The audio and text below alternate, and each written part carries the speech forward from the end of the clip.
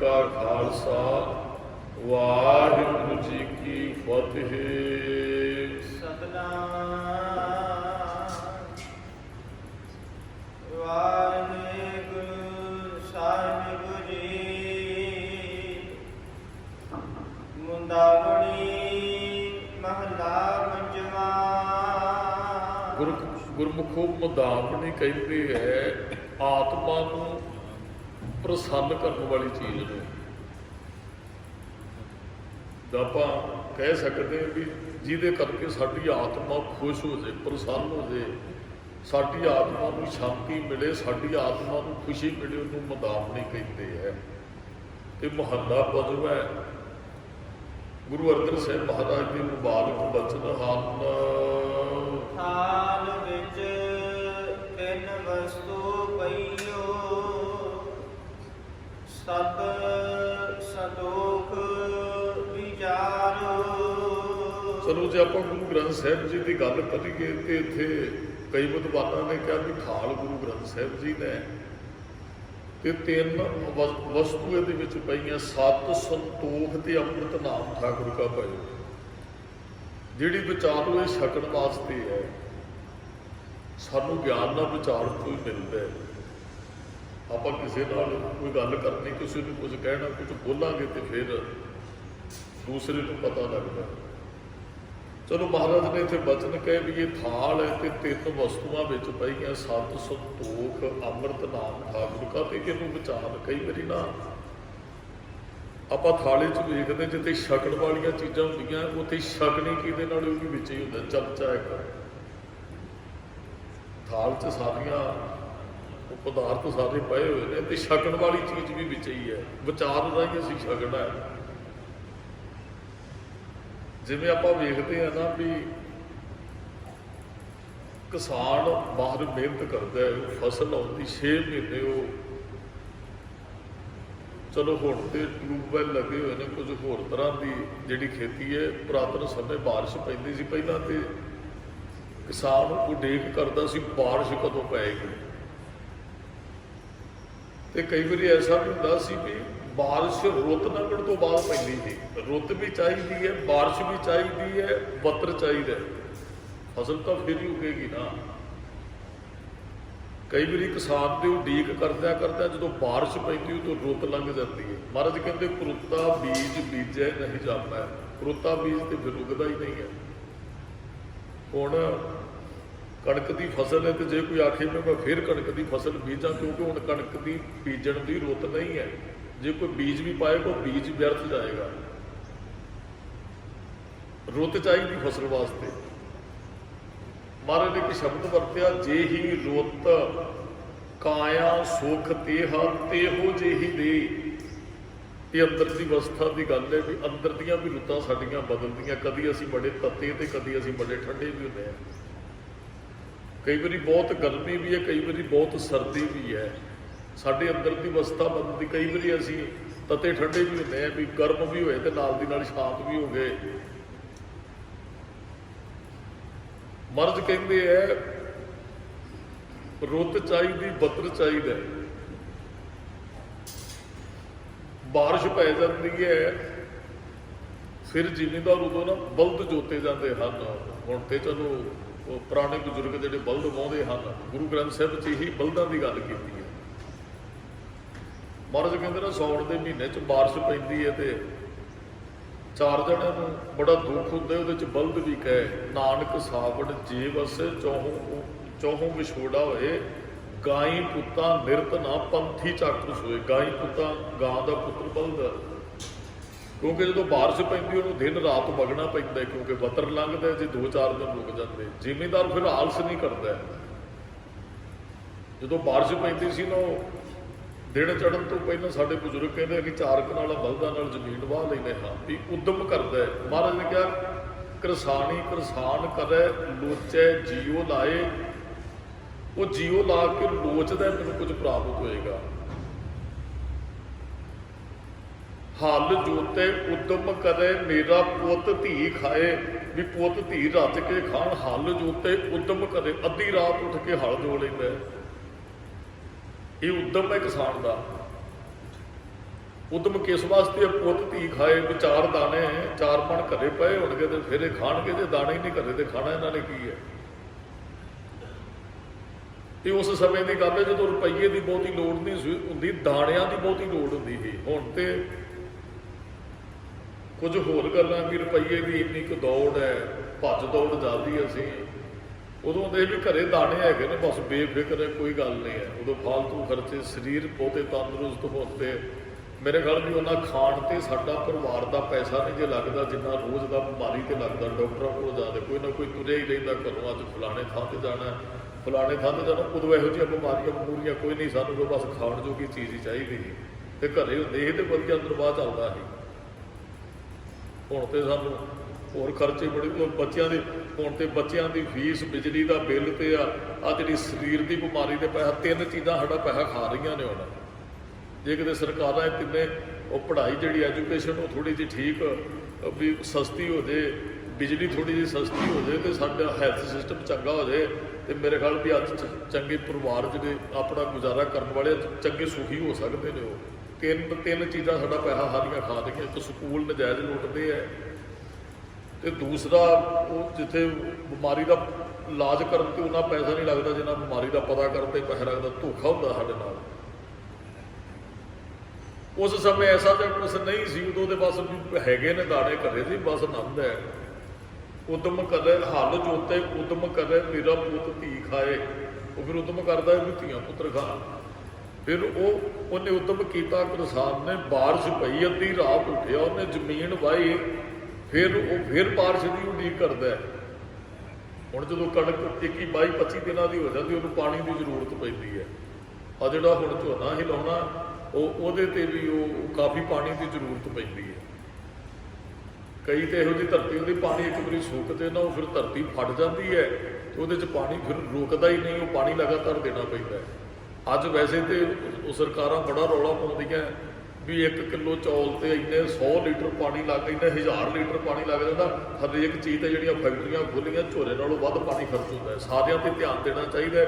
ਵੈਸੇ ਕਿਸਾਨੀ ਨੂੰ ਖਤਮ ਕਰਨ 'ਤੇ ਹੀ ਲੱਗੇ ਹੋਏ ਨੇ ਸਾਰੇ। ਵੈਸੇ ਹੋਰ ਥਾਵਾਂ 'ਤੇ ਵੀ ਪਾਣੀ ਬਹੁਤ ਖਰਚ ਹੁੰਦਾ। ਮੈਂ ਪੜ੍ਹ ਰਿਹਾ ਹਾਂ, ਕਹਿੰਦੇ ਆ ਜਿਹੜੀ ਪਲਾਸਟਿਕ ਬਣਦੀ ਹੈ ਇਹਦੇ ਤੇ ਇੰਨੇ ਲੀਟਰ ਪਾਣੀ ਖਪਤ ਹੁੰਦਾ। ਇਹਨੇ ਕਿਸਾਨਾਂ ਨੂੰ ਕਿਉਂ ਤਾਨੇ ਮਾਰੇ ਜਾਂਦੇ ਵੀ ਤੁਸੀਂ ਝੋਨਾ ਲਾਉਣੇ ਤੇ ਇੰਨਾ, ਜੇ 4 ਮਣ ਉਹਨਾਂ ਨੂੰ ਦਾਣੇ ਵੀ ਤੁਸੀਂ ਪਾਣੀ ਨਜਾਇਜ਼ ਖਰਾਬ ਕਰਦੇ ਹੋ। ਬਹੁਤ ਫੈਕਟਰੀਆਂ ਲੱਗੀਆਂ ਜਿਹੜਾ ਨਜਾਇਜ਼ ਪਾਣੀ ਰੁੜ ਰਿਹਾ, ਉਹ ਸਾਰੀਆਂ ਉਹ ਵੀ ਰੋਕਣੀਆਂ ਚਾਹੀਦੀਆਂ। ਕਿਸਾਨਾਂ ਨੂੰ ਵੀ ਕਹਿਣ ਵੀ ਤੁਸੀਂ ਫਸਲ ਬਦਲ ਲਓ। ਉਦੋਂ ਜ਼ਿਮੀਂਦਾਰ ਫਿਰ ਇੰਤਜ਼ਾਰ ਕਰਦਾ ਸੀ ਕਿ ਹੁਣ ਬਾਰਿਸ਼ ਪਏਗੀ, ਫਸਲ ਇੰਨੇ ਦਿਨਾਂ ਦੀ ਹੋ ਗਈ ਹੈ। ਫਿਰ ਅੱਗੋਂ ਫਸਲ ਉਹ ਵੱਢਦਾ ਸੀ ਜ਼ਿਮੀਂਦਾਰ, ਫਿਰ ਉਹ ਕੱਟ ਕੇ ਲਿਆਉਂਦਾ ਕਿਸਾਨ, ਘੜੇ ਭੜੋਲਿਆਂ 'ਚ ਪਾਉਂਦਾ, ਤੇ ਫਿਰ ਅਗਲਾ ਪ੍ਰੋਸੈਸ ਬੀਬੀ ਦੇ ਘਰੇ, ਭੈਣ ਦਾ, ਮਾਂ ਦਾ। ਬਾਪ ਨੇ ਮਿਹਨਤ ਕੀਤੀ, ਉਹਨੇ ਅੱਧੀ ਰਾਤ ਹਲ ਜੋਤੇ, ਉਹ ਰੱਬ ਅੱਗੇ ਅਰਦਾਸ ਸਮਝ ਕਰਦਾ, ਬਾਰਿਸ਼ ਪਏਗੀ, ਫਸਲ ਆਈ, ਜਿੰਨੀ ਕੁ ਆਈ ਉਹਨੇ ਕੱਟ ਲਿਆਂਦੀ। ਫਿਰ ਮਾਂ ਨੇ ਬੱਚਿਆਂ ਵਾਸਤੇ ਨਾ ਉਹ ਫਸਲ, ਉਹਨੂੰ ਚੱਕੀ 'ਚ ਦਾਣੇ ਪੀਏ। ਹੁਣ ਤੇ ਚਲੋ ਹੁਣ ਉਹ ਮਨੁੱਖ ਜਾਂਦੇ ਤਾਂ ਬੀਬੀਆਂ ਚੱਕੀ 'ਚ ਦਾਣੇ ਪੀਂਦੀਆਂ ਹੁੰਦੀਆਂ ਹਨ। ਗੁਰੂ ਗ੍ਰੰਥ ਸਾਹਿਬ 'ਚ ਬਹੁਤ ਬਚਨ ਆਏ ਹੈ, ਚੱਕੀ ਜਿਉਂ ਦੇ ਸੁਬੀਸ਼ਰ ਹੈ। ਮਹਾਰਾਜ ਨੇ ਇੱਥੇ ਉਦਾਹਰਨਾਂ ਬੜੀਆਂ ਦਿੱਤੀਆਂ। ਜਾਂ ਮਾਚੀ ਕੀਚੜ ਆਟਾ ਗਿਰ ਪਰਿਓ, ਕਛੂ ਨਾ ਆਇਓ ਹਾਥ, ਪੀਸਤ ਚਾਪਿਆ, ਸੋਈ ਨਿਭਿਆ ਸਾਧੇ। ਸਾਰੀਆਂ ਚੱਕੀ ਦੀਆਂ ਉਦਾਹਰਨਾਂ। ਉਹ ਜਾਂ ਕਾਚੀ ਸਰਸੋਂ ਪੀਲ ਕੇ ਨਾ ਖਲ ਭਈ ਨਾ ਤੇਲ, ਇਹ ਸਾਰੀਆਂ ਮਸ਼ੀਨਾਂ ਦਾ ਹੀ ਉਦੋਂ ਕੱਢਣ ਵਾਲੀਆਂ। ਇਹ ਉਦਾਹਰਨਾਂ ਮਾਰੇ ਸਾਦੀਆਂ ਹੀ ਦਿੱਤੀਆਂ ਸਾਨੂੰ, ਜੋ ਕੁਝ ਉਦੋਂ ਚੱਲਦਾ ਹੈ। ਫਿਰ ਬੀਬੀ ਕੀ ਕਰਦੀ, ਉਹ ਕਣਕ ਤੋਂ ਆਟਾ ਪੀਂਦੀ ਹੈ। ਫਿਰ ਆਟਾ ਪੀ ਕੇ ਉਹ ਰਸੋਈ 'ਚ ਜਾਂਦੀ, ਉਹਨਾਂ ਦੇ ਪ੍ਰਸਾਦੇ ਫੁਲਕੇ ਲਾਉਂਦੀ ਹੈ, ਬੱਚਿਆਂ ਦੇ ਮੂੰਹ 'ਚ ਪੈਂਦੇ, ਉਹ ਰੱਜਦੇ ਹੈ। ਹੁਣ ਪੇਟ ਭਰਨ ਲਈ ਕਿੰਨੇ ਵੱਡੇ ਪ੍ਰੋਸੈਸ 'ਚੋਂ ਲੰਘਣਾ ਪਿਆ ਸਾਨੂੰ। ਪੇਟ ਭਰਨ ਲਈ ਸਾਡੀ 6 ਮਹੀਨਿਆਂ ਦੀ ਪਿਛਲੀ ਮਿਹਨਤ ਹੈ, ਫਿਰ ਜਾ ਕੇ ਪ੍ਰਸ਼ਾਦਾ ਅਸੀਂ ਛਕਦੇ ਹਾਂ। ਤੇ ਫਿਰ ਤ੍ਰਿਪਤ ਹੋ ਗਏ ਬੱਚੇ। ਰਸੋਈ 'ਚ ਮਾਂ ਨੇ ਤਿਆਰੀ ਕੀਤੀ, ਲਿਆਇਆ ਬਾਪ ਬਾਹਰੋਂ ਕਮਾ ਕੇ। ਫਿਰ ਬੱਚੇ ਆ ਜਿਹੜੀ ਗੁਰੂ ਗ੍ਰੰਥ ਸਾਹਿਬ ਰੂਪੀ ਥਾਲ ਹੈ ਨਾ, ਜਿਹਦੇ ਵਿੱਚ ਵਸਤੂਆਂ ਪਰੋਸੀਆਂ, ਗੁਰਮੁਖ ਪਿਆਰੋ ਗੁਰੂ ਸਾਹਿਬ ਨੂੰ ਵੀ ਬੜੀ ਮਿਹਨਤ ਕਰਨੀ ਪਈ। ਗੁਰੂ ਗ੍ਰੰਥ ਸਾਹਿਬ ਦਾ ਸਰੂਪ ਪ੍ਰਕਾਸ਼, ਆ ਗੁਰੂ ਸਾਹਿਬ ਜੀ ਦੀ ਸ਼ਹਾਦਤ ਦਾ ਸਭ ਤੋਂ ਵੱਡਾ ਕਾਰਨ ਗੁਰੂ ਗ੍ਰੰਥ ਸਾਹਿਬ ਦੀ ਸੰਪਾਦਨਾ ਹੈ। ਗੁਰੂ ਗ੍ਰੰਥ ਸਾਹਿਬ ਦੀ ਸੰਪਾਦਨਾ ਹੈ। ਤੇ ਹੁਣ ਰਸੋਈ 'ਚ 3 ਤਰੀਕਿਆਂ ਨਾਲ ਭੋਜਨ ਸੰਗਤ ਜੀ ਤਿਆਰ ਹੁੰਦਾ। ਜੇ 3 ਤਰੀਕਿਆਂ ਨਾਲ ਸਵਾਣੀ ਪਤਾ ਕੀ ਕਰਦੀ, ਇੱਕ ਤੇ ਭੋਜਨ ਹੈ ਜਿਹੜਾ ਉਹ ਬਾਲਿਆ ਜਾਂਦਾ, ਜਿਵੇਂ ਚੌਲ ਉਬਾਲ ਕੇ ਅਸੀਂ ਧਰਦੇ ਆ, ਉਹਨੂੰ ਪਾਣੀ 'ਚ ਉਬਾਲਿਆ ਜਾਂਦਾ ਹੈ ਭੋਜਨ ਢਿੱਡ ਭਰਨ ਲਈ। ਇੱਕ ਭੋਜਨ ਹੈ ਜਿਹੜਾ ਉਹ ਪਕਾਇਆ ਜਾਂਦਾ ਹੈ ਤਵੇ ਦੇ ਉੱਪਰ, ਪ੍ਰਸ਼ਾਦਾ। ਜਾਂ ਤੀਸਰੀ ਤਰ੍ਹਾਂ ਦਾ ਭੋਜਨ ਹੈ ਜਿਹੜਾ ਭੁੰਨ ਕੇ ਛਕਿਆ ਜਾਂਦਾ ਹੈ, ਰੇਤਾ ਵਗੈਰਾ 'ਚ ਭੁੰਨ ਲਓ ਜਾਂ ਕੁਝ ਵੀ ਹੈ। ਉਹ ਬੀਬੀ ਨੇ, ਹੁਣ ਗਰਮੀਆਂ ਹੈ, ਮਾਂ ਨੂੰ ਤੇ ਤਿਆਰੀ ਕਰਨੀ ਪੈਣੀ, ਬੱਚੇ ਭੁੱਖੇ ਬੈਠੇ ਹੈ, ਜਿੰਨੀ ਮਰਜ਼ੀ ਰਸੋਈ 'ਚ ਗਰਮੀ ਹੋਵੇ, ਜਾਂ ਤੇ ਉਹ ਭੁੰਨ ਕੇ ਪ੍ਰਸ਼ਾਦਾ, ਕੁਝ ਵੀ ਭੋਜਨ ਭੁੰਨ ਕੇ ਤਿਆਰ ਹੁੰਦਾ, ਜਾਂ ਪਾਣੀ 'ਚ ਉਬਾਲ ਕੇ ਤੇ ਜਾਂ ਤਵੇ ਦੇ ਉੱਪਰ, ਫਿਰ ਸਾਡਾ ਢਿੱਡ ਭਰਦਾ। ਤੇ ਸਾਡਾ ਧਾਰਮਿਕ ਤੌਰ ਤੇ ਪੇਟ ਭਰਨ ਦੇ ਲਈ ਗੁਰੂ ਅਰਜਨ ਸਾਹਿਬ ਨੇ 3 ਤਰੀਕਿਆਂ ਨਾਲ ਇਹ ਗੁਰਮੁਖ ਕਾਰੂ ਭੋਜਨ ਸਾਡੇ ਅੱਗੇ ਪਰੋਸਿਆ ਤਿਆਰ ਕਰਕੇ। ਤੇ ਤਿਆਰ ਕਰਨ ਲਈ ਗੁਰੂ ਅਰਜਨ ਸਾਹਿਬ ਮਹਾਰਾਜ ਨੂੰ ਦੇਗ 'ਚ ਉਬਾਲੇ ਖਾਣੇ ਪਏ ਹੈ। ਉਬਾਲ ਕੇ ਭੋਜਨ ਤਿਆਰ ਹੁੰਦਾ ਹੈ ਨਾ, ਜਿਹੜੇ ਚੌਲ ਉਬਾਲੇ ਜਾਂਦੇ ਹੈ। ਤੇ ਆ ਜਿਹੜਾ ਸਾਡੇ ਕੋਲ ਭੋਜਨ ਵੀ ਸਾਨੂੰ ਪ੍ਰਾਪਤ ਹੋ ਜਾਏ, ਸਾਡੇ ਮੇਰੇ ਬੱਚਿਆਂ ਨੂੰ, ਅਸੀਂ ਬੱਚੇ ਹਾਂ, ਸਾਡੇ ਪਿਤਾ ਜੀ ਨੇ ਗੁਰੂ ਅਰਜਨ ਸਾਹਿਬ ਮਹਾਰਾਜ, ਤੇ ਉਹਨਾਂ ਨੇ ਰਸੋਈ 'ਚ ਖੜ ਕੇ ਨਹੀਂ ਸੀ, ਕੋਈ ਲੰਗਰ 'ਚ ਖੜ ਕੇ ਨਹੀਂ ਸੀ ਭੋਜਨ ਉਬਾਲ ਕੇ ਦਿੱਤਾ, ਉਹਨਾਂ ਨੇ ਆਪਣੇ ਆਪ ਨੂੰ ਦੇਗ 'ਚ ਉਬਾਲਿਆ ਸੀ ਸਾਨੂੰ ਤ੍ਰਿਪਤ ਕਰਨ ਵਾਸਤੇ। ਫਿਰ ਭੋਜਨ ਜਿਹੜਾ ਉਹ ਰੇਤ 'ਚ, ਮਹਾਰਾਜ ਨੇ ਸਾਡੇ ਤੱਕ ਭੋਜਨ ਪਕਾਉਣ ਵਾਸਤੇ ਰੇਤ ਵੀ ਆਪਣੇ ਸੀਸ ਤੇ ਪਵਾਈ ਹੈ। 3 ਤਰੀਕਿਆਂ ਨਾਲ ਭੋਜਨ। ਫਿਰ ਲੋਹ ਤੇ ਪ੍ਰਸ਼ਾਦੇ ਪੱਕਦੇ ਨੇ, ਮਹਾਰਾਜ ਨੇ ਆਪਣੇ ਆਪ ਨੂੰ ਲੋਹ ਤੇ ਵੀ ਟਿਕਾਇਆ, ਜੀ ਮੇਰੇ ਸਿੱਖ ਤ੍ਰਿਪਤ ਹੋ ਜਾਣ। ਮਾਂ ਤੇ ਪਾਸੇ ਖੜ ਕੇ 3 ਤਰੀਕਿਆਂ ਨਾਲ, ਉਹ ਤੇ ਸਿਰਫ ਚੌਲਾਂ ਨੂੰ ਪਾਣੀ 'ਚ ਉਬਾਲਦੀ ਹੈ ਗੁਰੂ ਅਰਜਨ ਸਾਹਿਬ ਨੇ।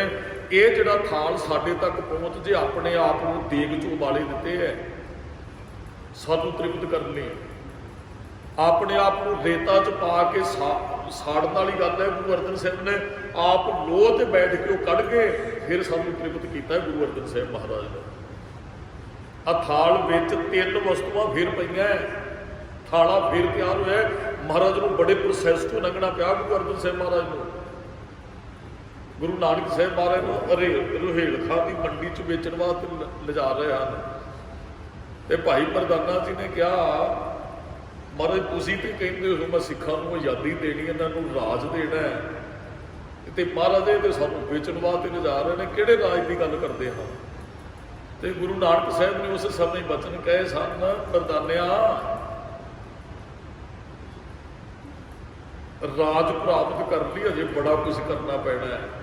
ਸਾਨੂੰ ਤਵੀਆਂ ਤੇ ਚੜ੍ਹਨਾ ਪੈਣਾ ਹੈ, ਰੇਤਾ 'ਚ ਸੜਨਾ ਪੈਣਾ ਹੈ, ਦੇਗ 'ਚ ਕੱਢਣਾ ਪੈਣਾ ਹੈ, ਸਾਨੂੰ ਕਿਤੇ ਬਾਪ ਤੋਰਨੇ ਪੈਣੇ ਨੇ, ਕਿਤੇ ਬੱਚੇ ਨੀਆਂ 'ਚ ਖਿਲਾਰਨੇ ਪੈਣੇ ਨੇ। ਆਜ਼ਾਦੀ ਫਿਰ ਮਿਲਣੀ ਹੈ, ਐਡੀ ਸੌਖੀ ਆਜ਼ਾਦੀ ਨਹੀਂ ਮਿਲਦੀ ਹੈ।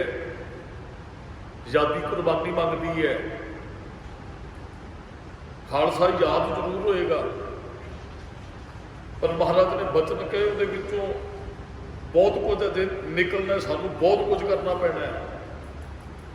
ਅਸੀਂ ਹਜੇ ਬਾਪ ਤੋਂ ਲੈ ਕੇ ਨਗਾਰੇ ਤੱਕ ਪਹੁੰਚਣਾ, ਫਿਰ ਜਿਹੜੀ ਇਹ ਆਜ਼ਾਦੀ ਮਿਲਣੀ ਹੈ। 248 ਸਾਲ ਦਾ ਸਮਾਂ ਹੈ। ਗੁਰੂ ਨਾਨਕ ਸਾਹਿਬ ਦੇ ਪ੍ਰਕਾਸ਼ ਤੋਂ ਲੈ ਕੇ ਗੁਰੂ ਗੋਬਿੰਦ ਸਿੰਘ ਸਾਹਿਬ ਦੇ ਜੋਤੀ ਜੋਤ ਦਿਨ ਤੱਕ ਦਾ। ਦਾਸ ਵੀ ਬੇਨਤੀ ਕਰਦੇ, ਅਸੀਂ ਥਾਲ ਸਾਜਿਆ ਗੁਰੂ ਅਰਜਨ ਸਾਹਿਬ ਨੇ 3 ਵਸਤੂਆਂ ਵਿੱਚ ਪਾ ਕੇ ਦਿੱਤੀਆਂ। 7 ਦਰਦ ਦੇ ਉੱਚਾ ਆਚਰਨ, ਜਿਹੜਾ ਬਾਣੀ ਪੜ੍ਹਦਾ ਗੁਰਮੁਖ ਉਹਦਾ ਆਚਰਨ ਇੰਨਾ ਉੱਚਾ ਹੁੰਦਾ, ਆਪਣਾ ਸੱਤ ਕਦੇ ਨਹੀਂ ਜੁਗਾਉਂਦਾ, ਉਹ ਸੱਤ ਤੇ ਕਾਇਮ ਰਹਿੰਦਾ। ਜਿਹੜਾ ਖਾਲਸਾ ਨਾ, ਖਾਲਸੇ ਦਾ ਅਰਥ ਇਹ ਸੱਤ 'ਚ ਕਾਇਮ ਰਹਿਣ ਵਾਲਾ। ਖਾਲਸੇ ਦਾ ਅਰਥ ਸ਼ੁੱਧ ਪਿਓਰ, ਕੋਈ ਬੇਈਮਾਨੀ ਨਹੀਂ, ਕੋਈ ਧੋਖਾ ਨਹੀਂ, ਕੋਈ ਕਿਸੇ ਨਾਲ ਈਰਖਾ ਦੁਵੈਤ ਭਾਵਨਾ ਨਹੀਂ ਹੈ। ਉਹ ਆਪਣੇ ਆਪ ਨਾ ਉਹ ਡੋਲਦਾ ਸਿੱਖ, ਆਪਣੇ ਆਚਰਨ ਨੂੰ ਬਹੁਤ ਉੱਚਾ ਬਣਾ ਲੈਂਦਾ, ਉਹ ਸੱਤ 'ਚ ਕਾਇਮ ਰਹਿੰਦਾ। ਅੱਜ 1 ਲੱਖ ਸੱਚ ਤੋਂ ਗਿਰੇ ਹੋਏ ਲੋਕ ਤੁਹਾਨੂੰ ਬਹੁਤ ਨਜ਼ਰ ਵੀ ਆਉਣਗੇ, ਪਰ ਮਹਾਰਾਜ ਕਹਿੰਦੇ ਸੱਤ ਤੇ ਉਹ ਸੱਤ ਇੱਕ ਇਹ ਬਖਸ਼ਿਸ਼ ਵਰਤਦੀ ਹੈ। ਔਰ ਜਿਹੜਾ ਥਾਲੇ ਦੇ ਵਿੱਚੋਂ ਇਹਨੂੰ ਛਕ ਲੈਂਦਾ, ਫਿਰ ਆਚਰਨ ਉਹਦਾ ਬਹੁਤ ਉੱਚਾ ਹੈ। ਤੇ ਸੰਤੋਖ, ਉਹਦੇ ਅੰਦਰ ਸੰਤੋਖ ਵੀ ਬਹੁਤ ਹੈ। ਜਿਹਦੇ ਅੰਦਰ ਸੱਤ ਹੈ ਉਹਦੇ ਅੰਦਰ ਸੰਤੋਖ ਵੀ ਹੈ। ਉਹ ਤੇ ਮੰਗਦਾ ਹੈ, ਦੇ ਨਾਮ ਸੰਤੋਖੀਆ ਉਤਰੈ ਮਨ ਕੀ ਭੁੱਖ। ਨਾਮ ਜਿਹੜੇ ਜਪਦੇ ਸੰਤੋਖ ਵੀ ਉਹਨਾਂ ਨੂੰ ਮਿਲਦਾ। ਸੰਤੋਖ ਦਾ ਹੁੰਦਾ ਤ੍ਰਿਪਤ ਹੋ ਜਾਣਾ। ਬਹੁਤ ਵਾਰੀ ਦਾਸ ਨੇ ਇਸ ਵਿਸ਼ੇ ਤੇ ਬੇਨਤੀ ਕੀਤੀ, ਸੰਤੋਖ ਤੋਂ ਬਗੈਰ ਰੱਜ ਕਿਸੇ ਨੂੰ ਨਹੀਂ ਜਿਉਂਦਾ। ਲਾਗ ਕਰੂਰੇ ਮਨ ਨਾ ਹੋਵੇ, ਪਰੇ ਪਰੇ ਹੀ ਭੁੱਲੂ ਜੀ ਹੈ। ਉਹ 100ਵਾਂ ਤੋਂ ਲੱਖਾਂ ਤੇ ਲੱਖਾਂ ਤੋਂ ਕਰੋੜਾਂ ਤੇ ਤ੍ਰਿਪਤ ਨਹੀਂ ਬਣਾਉਂਦਾ। ਮਾਇਆ ਨਾਲ ਕਦੇ ਬੰਦਾ ਨਹੀਂ ਚ ਰੱਜਦਾ। ਉਹਦੇ ਕੋਲ ਕਿੰਨੇ ਕੁ ਪੈਸੇ ਇਹ ਨਹੀਂ ਮੈਨੇ ਰੱਖਦੇ, ਉਹਨੂੰ ਤ੍ਰਿਪਤੀ ਕਦੇ ਨਹੀਂ ਆਏਗੀ। ਹਾਂ, ਜਿਹਦੇ ਅੰਦਰ ਸੰਤੋਖ ਆ ਜਾਂਦਾ ਹੈ, ਉਹ ਤੇ ਦਾਸ ਨੇ ਬਹੁਤ ਵਾਰੀ ਪੰਕਤੀਆਂ ਪੜ੍ਹੀਆਂ, ਫਰੀਦਾ ਦੁਖੀ ਸੁਖੀ ਖਾਏ ਗਏ, ਠੰਡਾ ਪਾਣੀ ਪੀਓ, ਦੇਖ ਪਰਾਈ ਚੋਪੜੀ ਨਾ ਤਰਸਾਏ। ਜੀ ਉਹ ਜੀ ਨਹੀਂ ਤਰਸਾਉਂਦਾ। ਇਹ ਨਹੀਂ ਮੇਰੇ ਕੋਲ ਘੱਟ ਕਿਉਂ, ਮੇਰੇ ਗੁਆਂਢੀ ਕੋਲ ਵੱਧ ਕਿਉਂ। ਉਹ ਕਹਿੰਦੇ ਜੋ ਦਾਤਾ ਦਿੱਤਾ ਤੇਰਾ ਸ਼ੁਕਰ ਹੈ। ਦਾਸ ਨੇ ਇੱਕ ਵਾਰੀ ਬੇਨਤੀ ਕੀਤੀ ਸੀ ਵੀ ਕੋਈ ਉਹ ਗ੍ਰਸਤੀ ਬੰਦਾ ਸੀ ਤੇ ਉਹ ਸੰਤ ਬਣ ਗਿਆ ਜੀ, ਅਵਸਥਾ ਬੜੀ ਉੱਚੀ ਬਣ ਗਈ। ਅਸੀਂ ਗ੍ਰਸਤੀ ਸੰਤ ਬਣਨਾ ਹੈ, ਘਰ ਤਿਆਗਣ ਦੀ ਲੋੜ ਨਹੀਂ ਹੈ, ਬਸ ਆਚਰਣ ਉੱਚਾ ਚਾਹੀਦਾ, ਸੰਤੋਖ ਚਾਹੀਦਾ ਤੇ ਅੰਮ੍ਰਿਤ ਨਾਮ ਠਾਕੁਰ ਕਹੇ। ਤਿੰਨ ਚੀਜ਼ਾਂ ਉਹਨੂੰ, ਉਹ ਸੰਤ ਹੀ ਹੈ ਜਿਹਦੇ ਅੰਦਰ। ਉਹਨੇ ਹੁਣ ਆਪਣੀ ਲੜਕੀ ਦਾ ਰਿਸ਼ਤਾ ਕਰਨਾ ਹੈ, ਉਹਦੀ ਬੱਚੀ ਜਵਾਨ, ਤੇ ਬੱਚਿਆਂ ਨੂੰ ਵੀ ਉਹਨੇ ਚੰਗੇ ਗੁਣ ਦਿੱਤੇ ਵੀ ਸੰਤੋਖੀ ਬਣਾਇਆ। ਹੁਣ ਮੰਨ ਲਓ ਵੀ ਜੇ ਮਾਂ ਪਿਓ ਸੰਤੋਖੀ ਹੈ ਤੇ ਬੱਚਿਆਂ ਨੂੰ ਵੀ ਇਹੀ ਕਹੇਗਾ ਬੇਟਾ ਮਾਇਆ ਪਿੱਛੇ ਨਾ ਭੱਜਿਓ ਐਵੇਂ, ਬੇਟਾ ਨਿਤਨੇਮ ਕਰੋ, ਬਾਣੀ ਪੜ੍ਹੋ, ਮਾਇਆ ਤੇ ਆਉਂਦੀ ਜਾਂਦੀ ਰਹਿੰਦੀ, ਬੱਚਿਆਂ 'ਚ ਐਟੋਮੈਟਿਕ ਵੀ ਸੰਤੋਖ ਆਏਗਾ। ਤੇ ਜੇ ਬੱਚਿਆਂ ਨਿੱਕੇ ਨਿੱਕੇ ਨੂੰ ਦੜਾਇਆ ਹੀ ਅਸੀਂ ਮਾਇਆ ਪਿੱਛੇ, ਫਿਰ ਸੰਤੋਖੀ ਕਿਵੇਂ ਬਣਨਗੇ? ਫਿਰ ਵੀ ਉਹ ਸੰਤੋਖੀ ਬਣਨਗੇ। ਜੇ ਬੱਚਿਆਂ ਨੂੰ ਟਾਰਚਰ ਹੀ ਕਰਦੇ ਰਹੇ, ਤੇਰੇ ਇੰਨੇ % ਨੰਬਰ ਆ, ਇੰਨੇ ਚਾਹੀਦੇ ਸੀ, ਇੰਨੇ ਤੂੰ ਤੇ ਇੰਨੇ ਕੁ ਪੈਸੇ ਕਮਾਉਣਾ, ਵੱਧ ਨੌਕਰੀ ਤੈਨੂੰ ਚਾਹੀਦੀ, ਮਾਇਆ ਵਾਲੀ, ਬਾਹਰ ਚਲਾ ਜਾ, ਇੱਧਰ ਚਲਾ ਜਾ, ਇੱਧਰ ਚਲਾ ਜਾ। ਬੱਚੇ ਨੂੰ ਵੀ ਨਚਾਈ ਫਿਰਦੇ ਮਾਇਆ ਕਰਕੇ ਵੀ ਤੈਨੂੰ ਪੈਸੇ ਨਹੀਂ ਕਮਾਉਣਾ। ਡਾਂਟਦੇ ਮਾਂ ਪਿਓ ਇਸੇ ਕਰਕੇ ਲੜਦੇ, ਤੂੰ ਪੈਸੇ ਨਹੀਂ, ਮਿਹਨਤ ਨਹੀਂ ਕਰਦਾ। ਹਾਂ, ਮਿਹਨਤ ਜ਼ਰੂਰੀ ਹੈ, ਪਰ ਸੰਤੋਖੀ ਬਣਾਈ ਆਪਣੇ ਬੱਚਿਆਂ ਨੂੰ। ਮਾਇਆ ਤੇ ਆਉਂਦੀ ਜਾਂਦੀ ਰਹਿੰਦੀ ਹੈ, ਜੇ ਸੰਤੋਖ ਹੈ ਤਾਂ ਤ੍ਰਿਪਤ ਹੈ। ਉਹ ਬੱਚੀ ਸੀ ਮਹਾਂਪੁਰਖਾਂ ਦੀ ਤੇ ਉਹ ਬੜੀ ਸੰਤੋਖ ਵਾਲੀ ਹੋ ਗਈ। ਉਸ ਸੰਤ ਨੇ ਆਪਣੀ ਧੀ ਦਾ ਰਿਸ਼ਤਾ ਕਰਨਾ ਤੇ ਬਹੁਤ ਰਾਜੇ ਮਹਾਰਾਜਿਆਂ ਦੇ ਲੜਕਿਆਂ ਦੇ ਰਿਸ਼ਤੇ ਆਏ ਸੀ, ਕਿਉਂਕਿ ਉਹ ਬੜੇ ਉੱਚੇ ਆਚਰਣ ਵਾਲੇ, ਬੜੇ ਉੱਚੇ ਸਤ ਸੰਤੋਖ ਉਹਨਾਂ ਦੇ ਅੰਦਰ।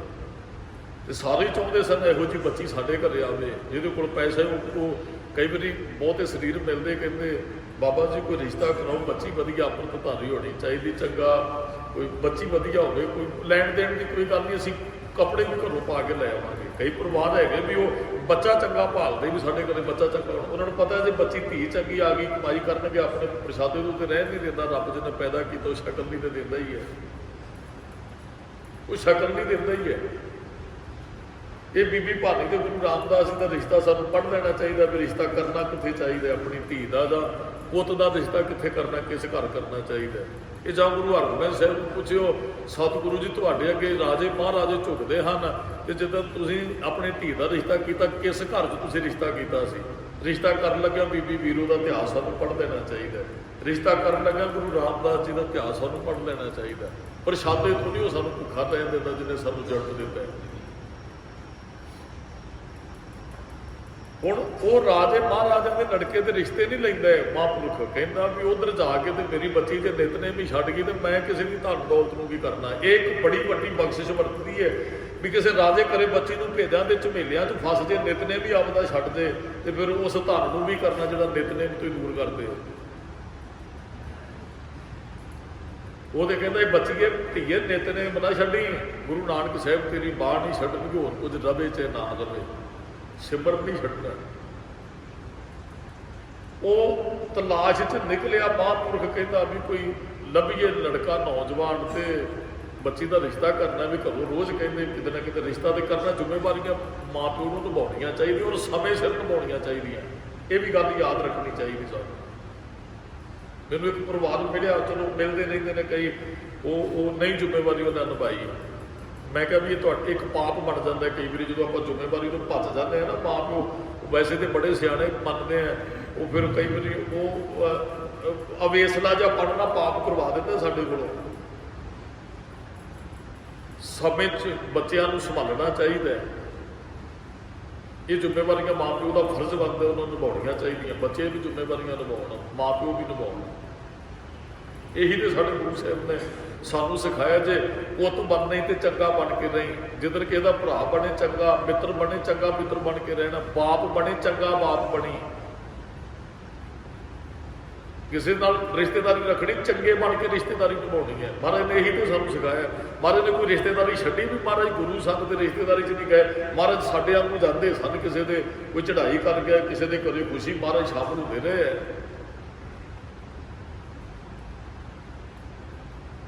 ਹੁਣ ਉਹ ਨਿਕਲਿਆ, ਕਹਿੰਦਾ ਵੀ ਰਿਸ਼ਤਾ ਕਰਨਾ ਬੱਚੀ ਦਾ ਤੇ ਕੋਈ ਨੌਜਵਾਨ ਲੜਕੇ ਦੀ, ਉਹ ਜਾਂਦਾ ਹੈ ਤੇ ਅੰਮ੍ਰਿਤ ਵੇਲਾ ਇੱਕ ਬੱਚਾ ਨਿਤਨੇਮ ਕਰ ਰਿਹਾ ਹੈ, ਬਾਣੀ ਪੜ੍ਹ ਰਿਹਾ ਜਾਂ ਉਹ ਸਿਮਰਨ ਕਰ ਰਿਹਾ, ਤੇ ਛੰਨ ਹੈ, ਇੱਕ ਨੌਜਵਾਨ ਸੀ ਤੇ ਮਹਾਂਪੁਰਖ ਸਾਧੂ ਸੰਤ ਉੱਤੇ ਖੜ ਕੇ ਕਹਿੰਦੇ, ਕੋਈ ਅੱਗੇ ਵੇਖਿਆ, ਕਹਿੰਦੇ ਇੱਕ ਨੌਜਵਾਨ ਬੰਦਗੀ 'ਚ ਬੈਠਾ ਹੈ।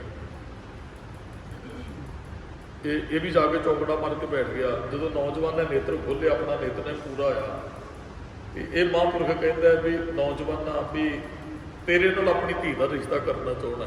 ਬਸ ਇਹਨੇ ਇਹੀ ਵੇਖਿਆ ਵੀ ਰੱਬ ਦਾ ਨਾਮ ਜਪਦਾ ਹੈ। ਉਹ ਮੁਸਲਮਾਨ ਫਕੀਰ ਸੀ, ਵੀ ਅੱਲਾ ਅੱਲਾ ਕਰਦਾ ਹੈ। ਉਹ ਜਿਹੜਾ ਨੌਜਵਾਨ ਸੀ, ਉਹਨੇ ਦੱਸਿਆ, ਕਹਿੰਦਾ ਮੇਰਾ ਕੋਈ ਵੀ ਨਹੀਂ ਹੈ ਸੰਸਾਰ ਤੇ, ਨਾ ਕਰ ਮੇਰੇ ਨਾਲ ਰਿਸ਼ਤਾ, ਵੀ ਨਾ ਮੇਰੇ ਕੋਲ ਰਹਿਣ, ਜਿੱਥੇ ਬੈਠਾ ਹੈ ਨਾ, ਬਸ ਇਹੀ ਹੈ ਮੇਰੇ ਕੋਲ, ਨਾ ਮੇਰੀ ਬਾਪ, ਨਾ ਮਾਂ, ਨਾ ਭੈਣ, ਨਾ ਭਰਾ, ਮੇਰਾ ਦੁਨਿਆਵੀ ਕਿਸੇ ਨਾਲ ਕੋਈ ਮੇਰਾ ਰਿਸ਼ਤੇਦਾਰ ਨਹੀਂ ਹੈ, ਵੀ ਹੈ ਹੀ ਨਹੀਂ। ਇਹ ਨਹੀਂ ਹੈਗਾ ਵੀ ਵਰਤਦਾ ਨਹੀਂ, ਵਰਤਦਾ ਸੀ, ਪਰ ਹੈ ਕੋਈ ਨਹੀਂ। ਇਸ ਟਾਈਮ ਉਹਨੇ ਸੱਚ ਕਿਹਾ, ਕਹਿੰਦਾ ਨਾ ਜੇਬ 'ਚ ਧਨ, ਨਾ ਰਹਿਣ ਲਈ ਛੰਨ, ਕੁਝ ਵੀ ਨਹੀਂ, ਨਾ ਖਾਣ ਲਈ ਵੀ ਕੁਝ ਨਹੀਂ। ਉਹ ਨੌਜਵਾਨ ਨੇ ਸੱਚ ਦੱਸਿਆ।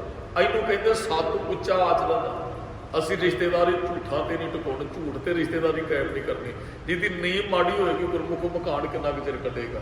ਜੇ ਰਿਸ਼ਤੇਦਾਰੀ ਝੂਠ ਤੇ ਟਿਕਾ ਦਿੱਤੀ, ਕਿੰਨਾ ਕੁ ਚਿਰ ਨਿਭੇਗੀ? ਨਹੀਂ ਨਿਭਦੀ ਜੀ। ਉਹ ਸੱਚ ਤੇ ਕਾਇਮ ਰੱਖੋ, ਨੀਂਹ ਮਜ਼ਬੂਤ ਹੋਣੀ ਚਾਹੀਦੀ ਹੈ। ਬਹੁਤ ਚਿਰ ਨਾ, ਫਿਰ ਬਹੁਤ ਚਿਰ ਹੀ ਨਹੀਂ, ਜਿਉਂਦਿਆਂ ਨਹੀਂ। ਉਹ ਹਿੰਦੂ ਧਰਮ 'ਚ ਵੀਰ ਕਹਿੰਦੇ 7 ਜਨਮਾਂ ਦਾ ਰਿਸ਼ਤਾ ਨਿਭ ਜਾਂਦਾ। ਕਹਿੰਦੇ 7 ਜਨਮਾਂ ਤੱਕ ਦਾ ਰਿਸ਼ਤਾ ਹੁੰਦਾ ਹੈ, ਇੱਕ ਵਾਰੀ ਸੰਬੰਧ ਬਣ ਜਾਣਾ, ਨਿਭ ਜਾਂਦਾ ਜੀ। ਫਿਰ ਉਹ ਕਹਿੰਦਾ ਜੀ ਕੁਝ ਵੀ ਨਹੀਂ, ਕਹਿੰਦਾ ਨਹੀਂ, ਰਿਸ਼ਤਾ ਤੇ ਨੌਜਵਾਨਾਂ ਤੇਰੇ ਨਾਲ ਹੀ ਕਰਨਾ ਹੈ। ਜੋ ਤੇਰੇ ਕੋਲ ਹੈ ਉਹ ਕਿਸੇ ਕੋਲ ਨਹੀਂ ਹੈ। ਰਿਸ਼ਤੇ ਵੈਸੇ ਤੇ ਰਾਜੇ ਮਹਾਰਾਜਿਆਂ ਦੇ ਵੀ ਰਿਸ਼ਤੇ ਆਉਂਦੇ ਹਨ, ਜੋ ਤੇਰੇ ਕੋਲ ਹੈ ਉਹ ਕਿਸੇ ਕੋਲ ਨਹੀਂ ਹੈ। ਵੀ ਫਲਾਣੇ ਤੇ ਬਰਾਤ ਲੈ ਕੇ ਆ ਜਾਓ। ਉਹ ਨੌਜਵਾਨ ਨੂੰ ਕਹਿੰਦੇ ਸਾਧੂ, ਕਹਿੰਦਾ ਕਿਹੜੀ ਬਰਾਤ, ਮੇਰੇ ਨਾਲ ਕਿਸੇ ਨੇ ਨਹੀਂ ਆਉਣਾ, ਕੋਈ ਬਰਾਤ। ਕਹਿੰਦਾ ਨਹੀਂ, ਇਕੱਲੇ ਹੀ ਆ ਜਾਓ ਤੁਸੀਂ। ਉਹ ਇਕੱਲਾ ਹੀ ਚਲਾ ਗਿਆ ਜੀ। ਲੜਕੀ ਤੋਰ ਦਿੱਤੀ ਉਹਨੇ। ਵੇਖੋ ਇੱਕ ਸੰਤੋਖ ਕਿਸੇ ਦੇ ਅੰਦਰ, ਨਹੀਂ ਤੇ ਆਪਾਂ ਨੂੰ ਰਿਸ਼ਤਾ ਧੀ ਦਾ ਕਰਨ ਦਾ ਜੇ ਕੀ ਵੇਖਾਂਗੇ। ਹੁਣ ਤੇ ਮਾਫ ਕਰਨਾ, ਕਈ ਬੱਚੇ ਨੂੰ ਵਿਦੇਸ਼ ਕਾਲ ਹੀ ਕਰਾ ਲੈਂਦੇ, ਬੱਚਾ ਨਹੀਂ ਵੇਖਦੇ, ਦੂਸਰਾ ਸਭ ਕੁਝ ਵੇਖ ਲੈਂਦੇ ਆ ਵੀ ਕਿੰਨਾ ਕੰਮ ਹੈ, ਸਿਸਟਮ ਹੈ, ਉਹ ਆ ਬੱਚਾ। ਚਲੋ ਚੰਗੀ ਗੱਲ ਹੈ, ਕਈਆਂ ਰਿਸ਼ਤੇਦਾਰੀਆਂ ਹੁੰਦੀਆਂ, ਪਤਾ ਵੀ ਹੁੰਦਾ ਹੈ, ਕੋਈ ਐਡੀ ਗੱਲ ਨਹੀਂ ਹੈ। ਤੇ ਪਰ ਅਸੀਂ ਅਸੀਂ ਮੰਨ ਲਓ ਮੈਂ ਆਪਣੀ ਧੀ ਦਾ ਰਿਸ਼ਤਾ ਕਰਨ ਜਾਣਾ, ਕੀ ਵੇਖਾਂਗਾ ਜਾ ਕੇ? ਘਰ ਚੰਗਾ ਹੈ, ਮੈਂ ਕੱਲ ਨੂੰ ਆਵਾਂ, ਚੰਗੀ ਪੁੱਛ ਗਿੱਛ ਕਰਨਾ, ਮੇਰੇ ਕੋਈ ਨਾਲ ਮਿੱਤਰ ਆਏ, ਦੋਸਤ ਉਹ ਕਹਿਣ ਵੀ ਚੰਗੇ ਘਰੇ ਰਿਸ਼ਤਾ ਕੀਤਾ ਹੈ। ਅਸਲ ਦੇ ਅੰਦਰ ਨਾ ਵੈਸੇ ਸਾਥੀ ਹੋਣਾ ਚਾਹੀਦਾ। ਗੁਰੂ ਸਾਹਿਬਾਨਾਂ ਨੇ ਇਹ ਗੱਲ ਕਦੇ ਨਹੀਂ ਸੀ ਸੋਚੀ ਵੀ ਅਸੀਂ ਕਿਤੇ ਜਾਈਏ 100 ਸਰੀਰ ਸਾਡੇ ਨਾਲ ਜਾਏਗਾ। ਮਾਫ ਕਰਨਾ, ਮੈਂ ਤੇ ਉਸਦਾ ਕਹਿਣਾ, ਮਹਾਰਾਜ ਨੇ ਜਿੱਥੇ ਧੀ ਦਾ ਰਿਸ਼ਤਾ ਕੀਤਾ ਨਾ, ਗੁਰੂ ਹਰਗੋਬਿੰਦ ਸਾਹਿਬ ਨੇ ਜਾਂ ਗੁਰੂ ਅਮਰਦਾਸ ਮਹਾਰਾਜ ਨੇ, ਜੇ ਸਤਿਗੁਰੂ 100 ਬੰਦਾ ਲੈ ਕੇ ਚਲੇ ਜਾਂਦੇ ਤੇ ਉਹਨਾਂ ਦੇ ਘਰੇ ਪ੍ਰਸ਼ਾਦੇ ਦਾ ਪ੍ਰਬੰਧ ਨਹੀਂ ਸੀ, 100 ਬੰਦੇ ਨੂੰ ਪ੍ਰਸ਼ਾਦਾ ਛਕਾ ਸਕਣਗੇ। ਪਰ ਰਿਸ਼ਤਾ ਉੱਥੇ ਕਰ ਦਿੱਤਾ ਮਹਾਰਾਜ ਨੇ, ਰਿਸ਼ਤਾ ਉੱਥੇ ਹੀ ਕੀਤਾ। ਹੁਣ ਚਲੋ ਮੈਂ 10 ਬੇਨਤੀ ਕਰ ਰਿਹਾ ਸੀ, ਆਪਾਂ ਕੁਝ ਹੋਰ ਵੇਖਦੇ ਆ ਵੀ ਚਲੋ ਬੱਚਾ ਠੀਕ ਹੈ ਜੀ, ਨੌਕਰੀ ਸਰਕਾਰੀ ਤੇ ਲੱਗਾ ਹੈ ਜੀ, ਫਲਾਣਾ ਲੱਗਾ ਹੈ ਜੀ, ਉਹ ਚਲੋ ਕਿਤੇ ਨਾ ਕਿਤੇ ਸਾਨੂੰ ਇਹ ਵੀ ਹੁੰਦਾ ਆਪਣੀ ਧੀ ਦਾ ਫਿਕਰ। ਪਰ ਅਸਲ ਦੇ ਵਿੱਚ ਨਾ ਸਾਨੂੰ ਉਹ ਵੀ ਇੱਥੇ ਪਰਿਵਾਰ ਠੀਕ ਹੈ, ਵਿਚਾਰ ਇਹਨਾਂ ਦੇ ਕਿਹੋ ਜਿਹੇ ਨੇ, ਮਿਲਦੇ ਜੁਲਦੇ ਹੈ, ਇਹਨਾਂ ਦੀ ਰਿਸ਼ਤੇਦਾਰੀਆਂ, ਉਹ ਥੋੜ੍ਹਾ ਜਿਹਾ ਵੇਖਣਾ ਚਾਹੀਦਾ, ਸਾਨੂੰ ਵੇਖ ਲੈਣਾ ਚਾਹੀਦਾ। ਚਲੋ ਗੁਰੂ ਕਿਰਪਾ ਕਰਨ, ਵੈਸੇ ਧੁਰੋਂ ਹੀ ਹੈ, ਸੰਜੋਗ ਵਿਜੋਗ ਧੁਰੋਂ ਹੀ ਹੋਆ। ਸਤਿਗੁਰੂ ਕਹਿੰਦੇ ਵਿਛੜਿਆ ਮੇਲੇ ਪ੍ਰਭੂ ਹਰ ਦਰਗਹਿ ਕਾ ਬਸੀਟ। ਉਹ ਨੌਜਵਾਨ ਬਰਾਤ ਲੈ ਕੇ ਚਲਾ ਗਿਆ, ਇਕੱਲਾ ਹੀ ਬਰਾਤ ਲੈ ਕੇ ਚਲਾ ਗਿਆ। ਉਹਨੇ ਬੱਚੀ ਬੜੇ ਚਾਅ ਨਾਲ ਤੋਰ ਦਿੱਤੀ ਸਾਧੂ ਨੇ। ਉਹ ਜਦੋਂ ਬੱਚੀ ਆਈ ਨਾ, ਤੇ ਉਹ ਉਸੇ ਛੰਨ 'ਚ ਤੇ ਉਹਨੇ ਲੈ ਕੇ ਆਉਣੀ ਸੀ, ਉਹਨੇ ਦੱਸਿਆ ਸੀ ਬਿਲਕੁਲ ਆਈ ਕੁਝ ਹੈ। ਉਹ ਬੱਚੀ ਜਦੋਂ ਛੰਨ 'ਚ ਆਈ ਤੇ ਉਹਨੇ ਸਾਰੇ ਪਾਸੇ ਬੜੇ ਧਿਆਨ ਨਾਲ ਵੇਖਿਆ ਬੱਚੀ ਨੇ। ਜਦੋਂ ਅੰਦਰ ਪੈਰ ਪਾਉਂਦੀ ਹੈ, ਇੱਧਰ ਉੱਧਰ ਇੱਕ ਘੜਾ ਜਿਹੜਾ ਨਾ, ਉਹ ਛੰਨ ਦੇ ਇੱਕ ਕੋਨੇ 'ਚ ਪਿਆ, ਤੇ ਉੱਤੇ ਇੱਕ ਪੂਣਾ ਉਹਦੇ 'ਚ ਕੁਝ ਲਪੇਟਿਆ ਹੋਇਆ।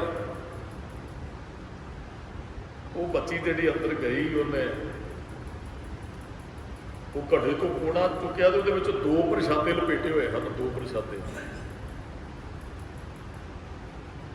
ਤੇ ਉਹਨੂੰ ਹੁਣ ਉਸ ਨੌਜਵਾਨ ਨੂੰ ਲੱਗਾ ਵੀ ਇਹਨਾਂ ਨੂੰ ਇਹ ਜਗ੍ਹਾ ਪਸੰਦ ਨਹੀਂ ਆਈ। ਉਹ ਕਹਿੰਦਾ ਜੀ ਗੁੱਸਾ ਨਾ ਕਰਿਓ, ਮੈਂ ਤੁਹਾਡੇ ਪਿਤਾ ਜੀ ਨੂੰ ਦੱਸਿਆ ਸੀ ਮੇਰੇ ਕੋਲ ਇਹ ਹੀ ਹੈ, ਵੀ ਮੈਂ ਕੋਈ ਧੋਖੇ ਨਾਲ ਨਹੀਂ ਤੁਹਾਨੂੰ ਲੈ ਗਿਆ, ਮੇਰੇ ਕੋਲ ਆ ਹੀ ਸੀ ਜੋ ਕੁਝ। ਤੇ ਉਹ ਬੱਚੀ ਅੱਖਾਂ ਭਰ ਰਹੀ, ਕਹਿੰਦੀ ਗਲਤ ਥਾਂ ਤੇ ਮੇਰਾ ਬਾਪੂ ਨੇ ਰਿਸ਼ਤਾ ਕਰ ਦਿੱਤਾ, ਕਹਿੰਦੀ ਗਲਤ ਥਾਂ ਤੇ। ਉਹ ਹੁਣ ਝੂਠਦਾ, ਕਹਿੰਦਾ ਮੈਂ ਝੂਠ ਤੇ ਨਹੀਂ ਰਿਸ਼ਤਾ ਕਾਇਮ ਕੀਤਾ, ਮੈਂ ਕੋਈ ਝੂਠ ਨਹੀਂ ਬੋਲਿਆ। ਕਹਿੰਦਾ ਜੀ, ਕਹਿੰਦੀ ਪੂਣੇ 'ਚ ਕੀ ਹੈ? ਕਹਿੰਦਾ 2 ਰੋਟੀਆਂ। ਉਹ ਕਹਿੰਦੀ ਕਾਹਦੇ ਵਾਸਤੇ ਰੱਖੀਆਂ? ਕਹਿੰਦਾ ਜੇ ਸ਼ਾਮ ਨੂੰ ਭੁੱਖ ਲੱਗੀ ਤੇ 2 ਪ੍ਰਸ਼ਾਦੇ ਛਕਾਂਗੇ। ਉਹ ਕਹਿੰਦੀ ਗਲਤ ਥਾਂ ਤੇ ਰਿਸ਼ਤਾ ਹੋ ਗਿਆ, ਮੇਰੇ ਘਰ ਵਾਲੇ ਨੂੰ ਰੱਬ ਤੇ ਵਿਸ਼ਵਾਸ ਹੀ ਨਹੀਂ, ਜਿਹਨੇ ਸਵੇਰੇ ਸ਼ਕਲ ਨਹੀਂ ਦਿੱਤਾ ਸ਼ਾਮ ਨੂੰ ਦੇਗਾ, ਪੂਣੇ 'ਚ ਲਪੇਟ ਕੇ ਰੱਖਣ ਦੀ ਲੋੜ ਨਹੀਂ। ਸੰਤੋਖ ਕਿਸੇ 'ਚ ਹੋ ਸਕਦਾ ਇੰਨਾ? ਕਹਿੰਦੀ ਗਲਤ, ਤੁਹਾਨੂੰ ਰੱਬ ਨੇ ਜੇ ਸਵੇਰੇ ਸ਼ਕਲ ਨਹੀਂ ਦਿੱਤਾ, ਪੋਣੇ 'ਚ ਲਪੇਟ ਕੇ ਕਿਉਂ ਰੱਖਿਆ? ਇਹ ਕਿਸੇ ਲੋੜਵੰਦ ਨੂੰ ਉਸ ਸਮੇਂ ਦੇ ਦਿੰਦੇ, ਰਾਤ ਨੂੰ ਫਿਰ ਸਾਨੂੰ ਰੱਬ ਨੇ ਸ਼ਕਲ ਨਹੀਂ ਦੇਣਾ, ਰੱਬ ਨੇ ਸਾਨੂੰ ਪੈਦਾ ਕੀਤਾ। ਗੁਰੂ ਅਮਰਦਾਸ ਮਹਾਰਾਜ ਦੀ ਇਹੀ ਥਿਉਰੀ ਸੀ। ਗੋਇੰਦਵਾਲ ਸਾਹਿਬ ਜਿੰਨੀ ਸੰਗਤ ਪ੍ਰਸ਼ਾਦਾ ਛਕ ਲੈਂਦੀ ਸੀ, ਸਾਰਾ ਪ੍ਰਸ਼ਾਦਾ ਜਿਹੜਾ ਬਿਆਸਾ 'ਚ ਪਾ ਦਿੱਤਾ ਜਾਂਦਾ ਸੀ।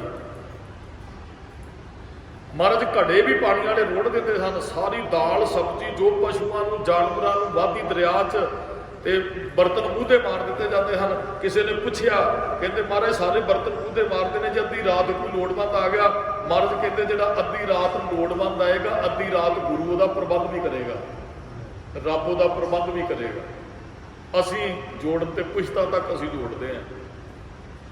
ਉਹ ਨੌਜਵਾਨ ਕਹਿੰਦਾ ਮੈਂ ਤੇ ਕੁਝ ਹੋਰ ਸਮਝਿਆ ਵੀ ਤੁਹਾਨੂੰ ਇਹ ਪਸੰਦ ਨੇ। ਕਹਿੰਦੀ ਨਹੀਂ, ਮੈਂ ਰੱਬ ਤੇ ਵਿਸ਼ਵਾਸ ਰੱਖ ਕੇ ਜੋੜਨ ਵਾਲੀ ਹੈ, ਉਹ ਪ੍ਰਸ਼ਾਦਾ ਰੱਬ ਨੇ ਦੇਣਾ ਹੈ। ਜਿੱਥੇ ਮੇਰਾ ਬਾਪ ਨੇ ਰਿਸ਼ਤਾ ਕਰ ਦਿੱਤਾ ਹੈ, ਤੁਹਾਨੂੰ ਵੀ ਸੰਤੋਖ ਧਾਰਨ ਕਰਨਾ ਚਾਹੀਦਾ ਹੈ। ਪ੍ਰਸ਼ਾਦੇ ਕਦੇ ਪੋਣੇ 'ਚ ਬੰਨ੍ਹ ਕੇ ਨਹੀਂ ਰੱਖਣੇ ਚਾਹੀਦੇ।